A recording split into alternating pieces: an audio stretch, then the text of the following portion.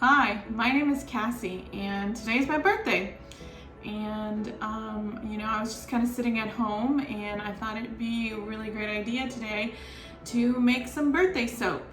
I'm fairly new to soaping. I have been watching videos for about, 2 years on YouTube. Ellen Ruth Soaps recently did a video on a basic grocery bar soap where she went to Walmart and kind of like showed some equipment that you can buy really cheap, and that video was the video that like got me to be like, okay, I can do this. I need to stop watching people and I should just try to make it myself. I'm going to be doing Katie's basic beginner recipe that has olive oil and coconut oil in it. Instead of doing fragrance oil, I'm going to be putting peppermint and eucalyptus into this batch of soap. I'm also, because I don't have any micas and I kind of want to have a little bit of fun and give this one some color, I'm also going to be coloring it with some spirulina that I bought. I like to make kombucha on the side, so I decided I'll just go ahead and use some of that to help give it a little bit of a spirulina like pencil line in the middle and then on the top, and kind of see how that works in the soap. Kind of get my kitchen table all set up for doing my lye solution. And while the lye solution is cooling, I'm going to do my oils as well. So let's go ahead and get started.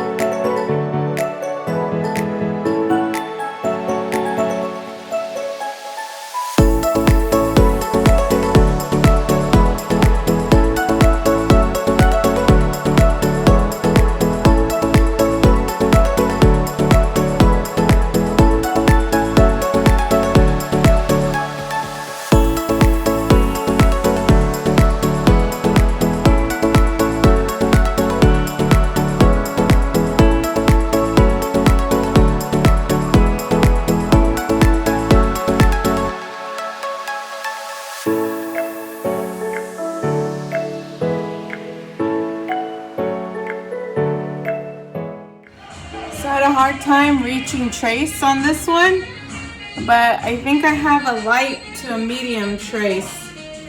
I mean, I definitely have some kind of a trace there. You can see just a little bit. So my hand is tired, so I'm gonna go ahead and call this good.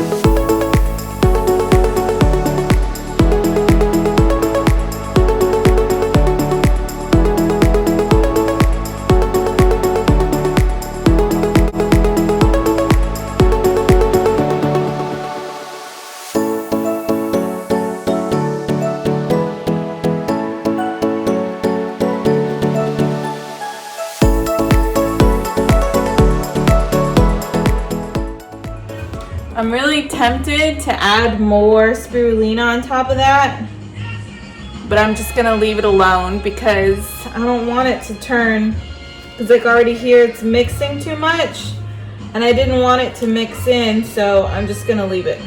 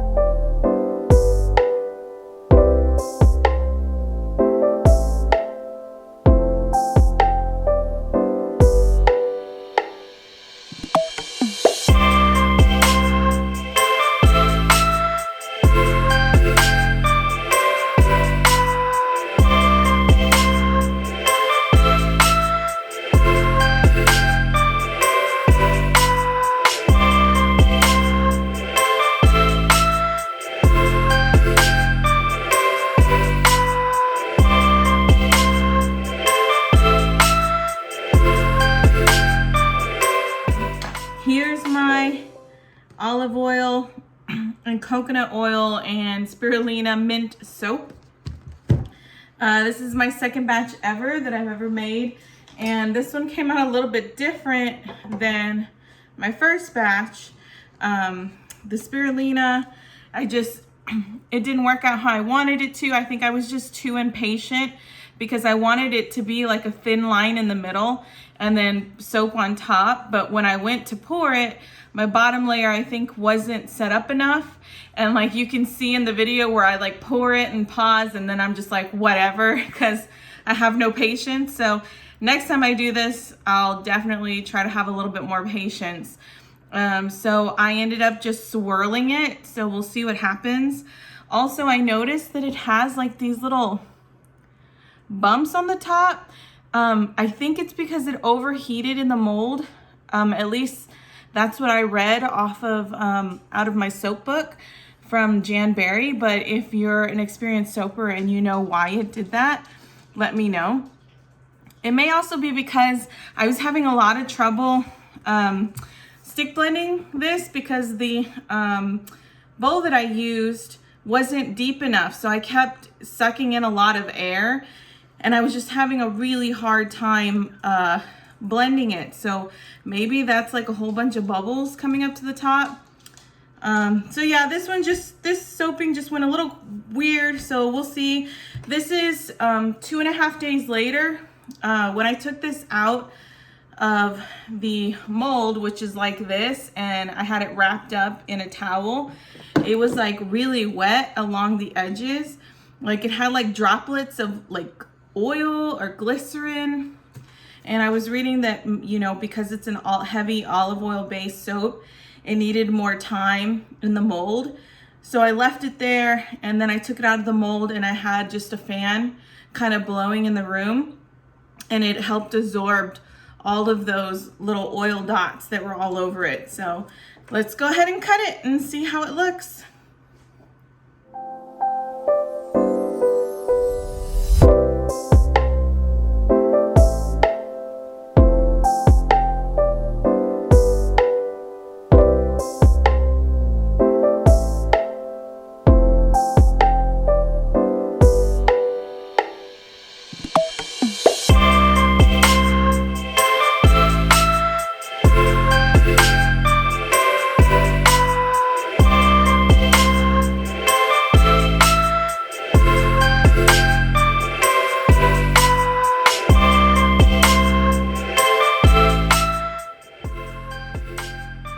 I guess it kind of looks nice. Just, obviously I don't have a swirling technique, you know. It's a pretty big bar. It's just for my family and my friends, so they can be spoiled.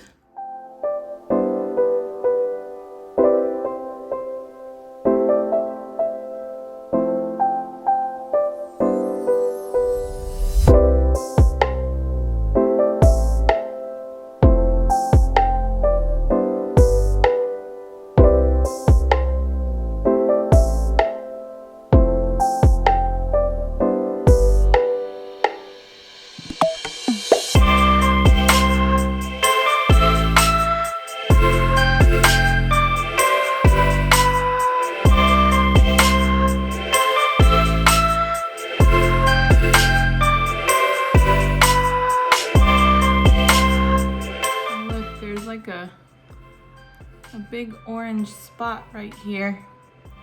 I don't know why it did that.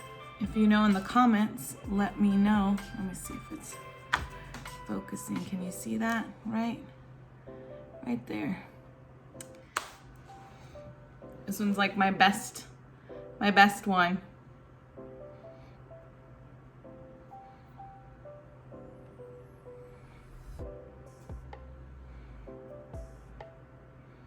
Just nice big old bars of soap.